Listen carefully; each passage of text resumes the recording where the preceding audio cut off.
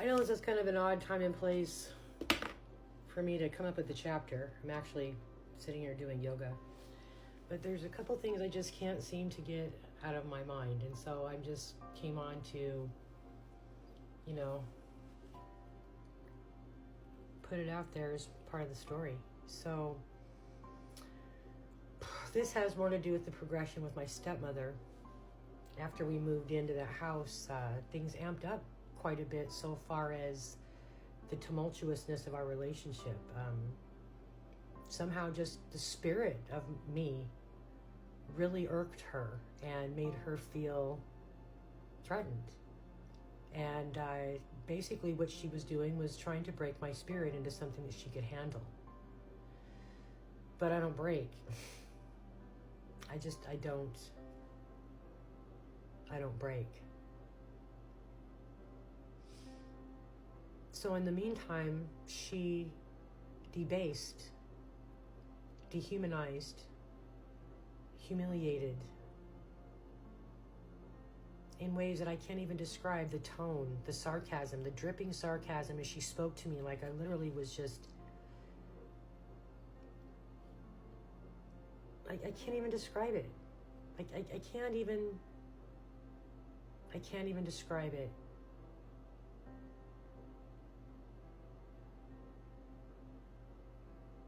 Sometimes there's something, nothing is more painful than somebody's tone of voice and the things that they say, especially when in a position of authority and they're supposed to be caring for you.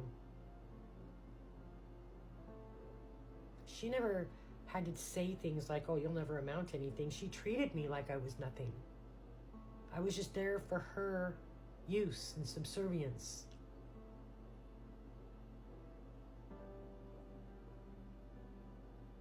I believe she hated me. And that hatred grew deeper and deeper with time. I wasn't even quote unquote trusted to know whether or not I was sick. I mean, I could literally have it coming out both ends and she would make fun of me and tell me that I was faking it. I don't know how you fake stomach flu, but to where I didn't trust myself at all. I didn't trust anything I thought, anything I felt. I didn't trust my perception of anything.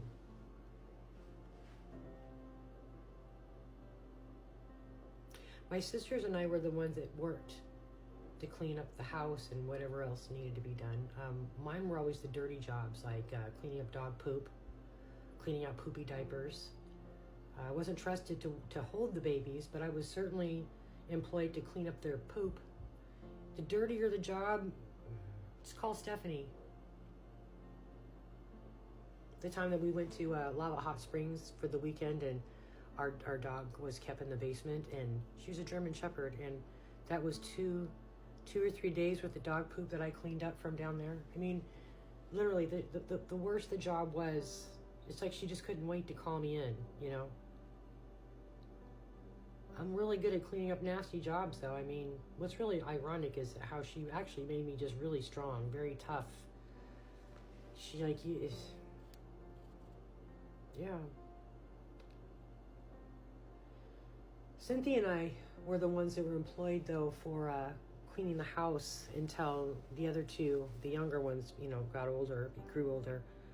But the third in line was left behind once with our lists, our cleaning list of how long you have to get it done and all that crap.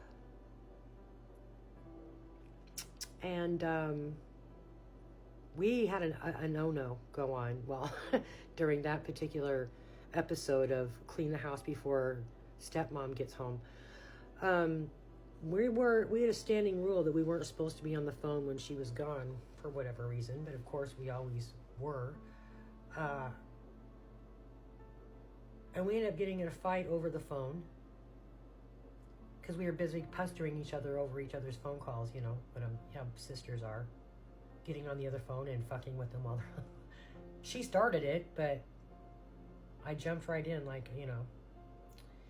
and we ended up pulling the cord out, and there was no hiding that. And of course there was a price to be paid, and my stepmother's idea of resolving that issue was to gather all of the kids around in a circle, a semicircle, while she sat on the couch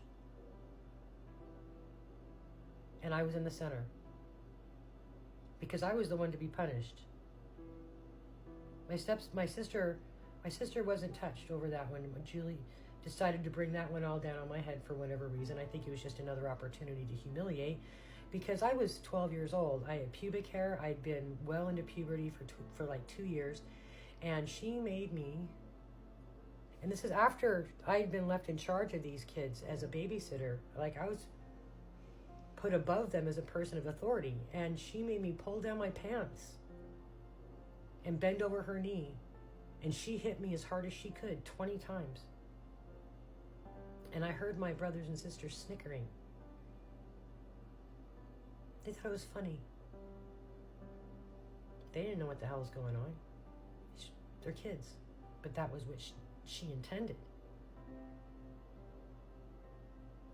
To debase and humiliate and to break my spirit. But I didn't cry.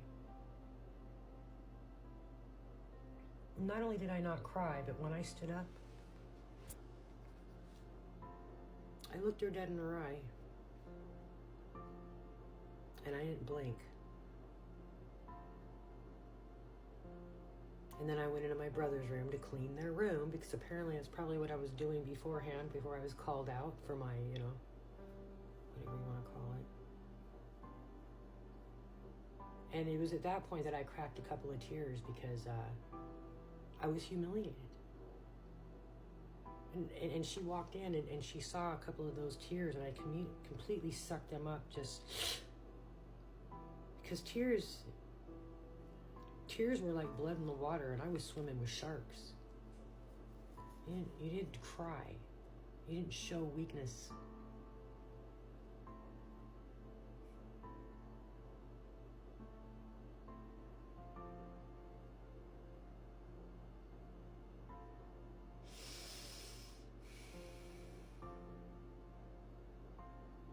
I don't break. I will say that I've been tested by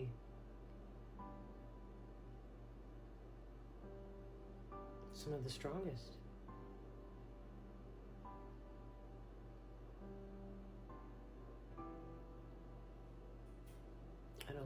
I don't break, and I don't blink.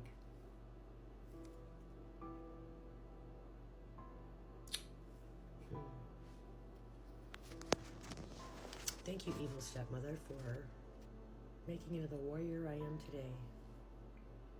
Kind of backfired, didn't it?